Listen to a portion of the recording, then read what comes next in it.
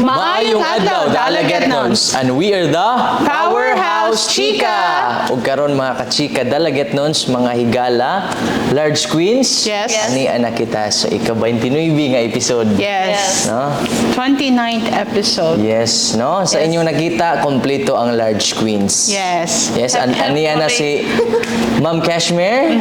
Yes, gahapon kami kauban ni Yes. Ma'am Amy. Pinakagwapo nga host. Ay, Diday. Welcome back, Day. pinaka-humble.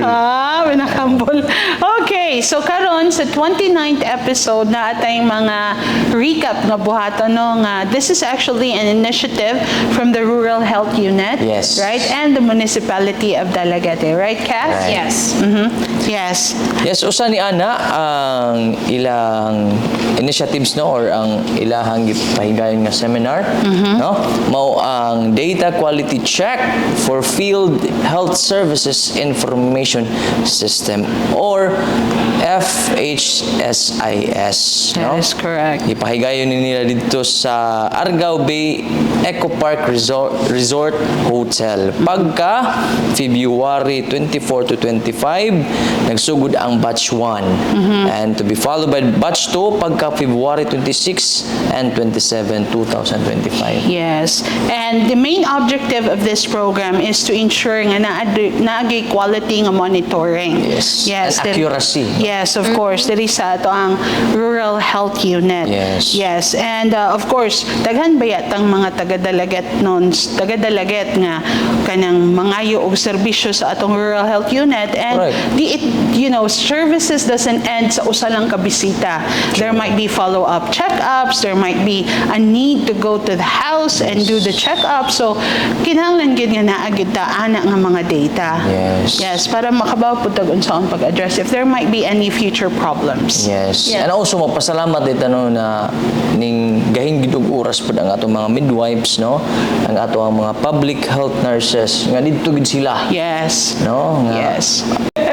Sorry Yes. for the term. Yes, but kuan good, active good ato ang mga workers sa Rural Health Unit and this is not for the benefit of themselves Yes. but for all Dalagetnons. Correct. Right? Yes, and also on March 3 and March 5 naapod sila gipahigayon nga data quality check for Operation Timbang or they call it OPT Plus. Yes. Yes, yeah, kini pod nahitabo ni siya sa Manro Conference Hall and RHU2 Conference Hall and the participants are midwives, public health nurses, barangay nutrition champion BNC and barangay health worker or BHW. Yes. Yes.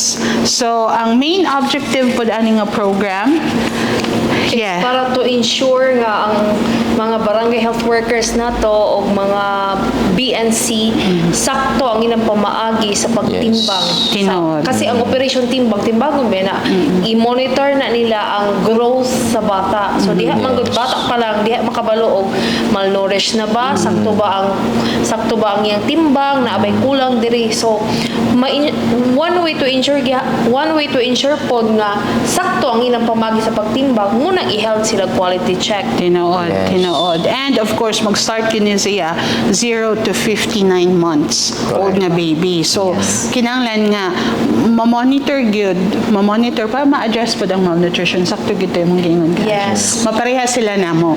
In short, Large ma-healthy kids. babies. Yes, perfect. Yes, yes. So, kini again, we are grateful sa atong Rural Health Unit and Municipality of Dalagete for, thinking about the benefits of the welfare of the Dalagetnons. And that's the reason why they were able to make this kind of projects, initiatives na everybody's are grateful for, right? Yes. Yes. So, Karon. Karon. Walang patumpik-tumpik. Yes, Yan, nami dugayon, vacancy. So, nakabantay naman gina sila na magikulang. Yes. Another special guest. yes, natay special guest. Most requested gid ni siya kay daghan gitang mga pangutana ani. Yes. Nga naman jud siya, oh my God, dagang report. Yes. So, magi pamaagi, diri kana. Oh. Kana, yes. So, ang atong mga tubag, atong mga pangutana, matubag na karong hapunan. Yes. So kinsa man karon ang ato ang bisita Don Osvaldo. No, from the office of UBO. No, walay lain atong tawgon si Engineer Harnel Z. Hayo. Yes. Afternoon. Yes. May hapon na dalagit nun. Yes. So, engineer, na naman gigadiri, mangutanan na lang jud pod me. Yes. Kanang naamang guy daghan kaayo nga ma-receive na to sa atong FB page nga mag-message about sa requirements ug unsa pagkuha og mga building permit. Yes, magsugod sa taan na engineer. Unsa ato imong ikasulti sa ato ang mga kaigsunan? May hapon na to mga dalagit nun. Usapon sa kulang nato karon diri ang kang information dissemination bitaw. Tinuod. Sa unsaon gyud ang paagi kung maghimo ta og structure. Naiuban nga nagtukod lang dayon inig kapinalti na usa na mo tiyabaw ni kabalo ana. Tinuod. Isod pod way problema diri nato diri sa dapit sa lowland ang kasagaran sa mountain. Guys kay suok na. Kaya ang tuwa po sa nato na sila pag-inform din. Taas-taas ra ba ang proseso po nato dire dili po nung nga lisod. Sayon pa man ang requirements nga ato ang i-produce, ato ang pangitaon, i-comply nila kay like sa kanang proof of ownership sa ownership. lot. Sa yuta. Oo. Nabuisan ba ni siya? Una nga na lot tax clearance. Tax clearance. Dayon, sa importante po ng plano. Kay, plan. Kay, inanglan ang mga specs anak niya, sa haligi pa lang daan, gidakong sa haligi, kung to story, di ba na, murang tukog kay, Disgrasya. muna yung lookout po na po ng Safety. ang welfare kung sakto ba ang Pundasyon. pagka-implementation na po niya, the construction, oo. Duha man ni kaklase ato ang kuan ay niglukat sa permit by area na ipidiscriminator ang below and ipidiscriminator ang up. Puros kita sila makuha na bisan gamay kay may tao naman sa Biko ang kadto certificate of occupancy o sa mga permanent nga kuryente nga ilahang kuan electrical connection. Kuan naman, 5 raman niya itong kuan requirements. Pinanaw sa ang barangay clearance. Okay. Kay iban mga tagdang barangay og na ato'y kasagaran ng dispute. Problema. Sa yuta, yes. Kung di mahatagan, hindi na kaabot na ito dire. Sa kuan, isina. Dayon ang deklarasyon sa yuta, muna yung proof of ownership po, datong ipangita, kasi nakapangalan. Kung wala pa ma-transfer, kung sana, kamo na-i-back up na nga deed of sale or consent, pinakasayon ang affidavit of consent kay kung ma-transfer. Dahil po dokumento nga kuhan na kanto extrajudicial partition namong heirs na kung pa ma-transfer or kung title na mas maayo niya latest sketch plan katulo pilagi na kon sa yuta tanda dia makita niya sa pani ang buwisan ba ng tax clearance. Tax clearance. Dayon community tax certificate sa owner niya katong muna to katong detailed engineering design sa structure sign and sealed sa professional sa lumana civil engineer electrical master plumber kung katong kuan labi na yung mga makina mechanical engineer pirma napagani karon ang katong electronics puno-puno na po na siya kuan kung di lang dagko kayong establishment residential ra di kayo complicated ilan ko na to din na makita na to di aron kanang range hypermart Yes. na po yung nagsurod na po dito sa bang sa gym approve na po to ng permit ang Grisano gimo-gimo na Gani. Yes. So ato lang i-summarize engineer so ang residency I mean barangay Barangay certification din katong sa yuta barangay is at clearance barangay clearance wala pa siya mga problema. Ang ikaduha is mautong sa Declaration. kanang sa barangay Declaration. clearance i-specify yun for building permit purposes or for fencing permit purposes. Kasi na mabot sa opisina nga good moral ang kuan. Kanang lagi kuan. Ay, state yun mga Specifications. chika. Oh. So, magkuha sa barangay clearance, state yun dito for building purposes. Yes. Or Building fencing. permit. Okay, Yes. naaman po na kuan, validity. Murag na intilis na kasagaran ang ihatag na sa barangay. Take note ninyo, guys. Na siya, pwede na po na o dili na, karon gyud kay base na po bagong nakuha to dito, nga dispute na po. Ma-update ba? Bitaw. So, ang mga requirements na makuha ra po diri ang uban sa munisipyo, engineer. Or ang Tax clearance. Tax clearance. Kanang community tax certificate Assessors. sa individual. Apa po diya? makuha ra po sa munisipyo. Oo. Barangay clearance, barangay. Kuasa na Barangay. kita itukod ang structure. So mo to, sketch plan na kana. Sila lang plan. ang owner na magigunitan yun. Inana kay mo man ang lote. Labi na imo nang ipa survey or relocate.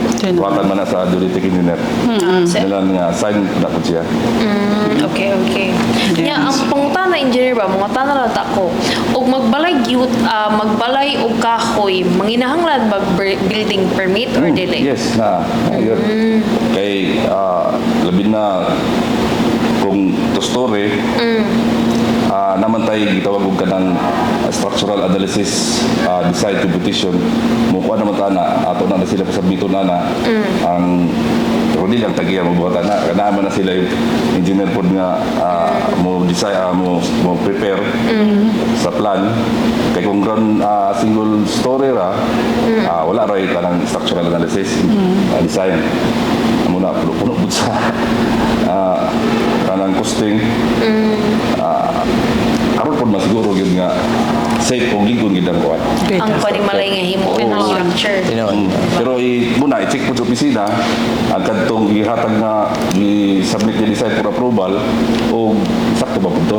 Kaya nga ba po isa ito nga ay noon kasagaran na mga ang design na is mura na o kan ba hindi lang maglagyo ang haligi mura kanang standard ang mga kabilyada pero kadto mo design nga na binat di na ko ni haligihan diri karon na kong space kana lagi na og kuan kay kana mga panday ra sa ayo ini implementation dito sa kuan ginani man ginato man to o sa kalawa kabalo ba nga naa magid na kuan na siya dapat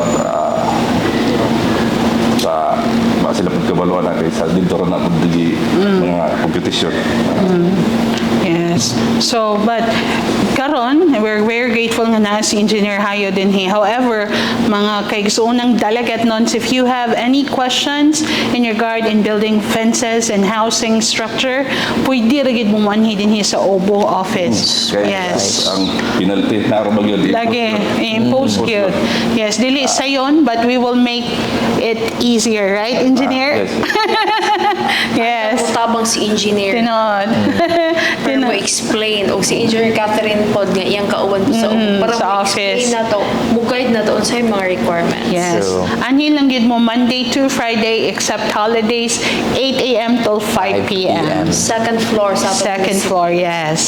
Okay. So engineer, shout out na kay shout out family nimo. Kaya na lang nila. Hi tanan, yes. Hi po sa ako ang pamilya and everybody who's watching us in our podcast, Cass. Yes, hi Ma'am Anita Soto, nag-birthday siya, 60th birthday. Happy Atong birthday, Mr. happy Happy birthday. birthday once again, Ma'am Belated. Anita Soto Cantega and Mr. Wilfredo M. Cantega. Hi Ma'am Diza. Yes. Siya po ikuan. Thank you for having me. Wow. Host K. Host K ng Cebu. True, Yes. yes. And also shout out din ko sa mga kining mga tour guide sa OPIC, no? Oh, hi. And also sa mga kauban sa nato dito, no? Sa information nga kuan desk dito sa OPIC, no? Shout out ninyo diya tanan. Ug sa akong pamilya, shout out. God bless you Yes. always. Yes. Of course. So, mora to siya. Mga higala, don't forget to hit like, subscribe, and follow Dalagete Entertainment Hub and Municipality of Dalagete. My name is Casmer. My name is Amy. And kini yung bus nga higala Don Osvaldo and we are the Powerhouse Chika! Bye-bye. Bye.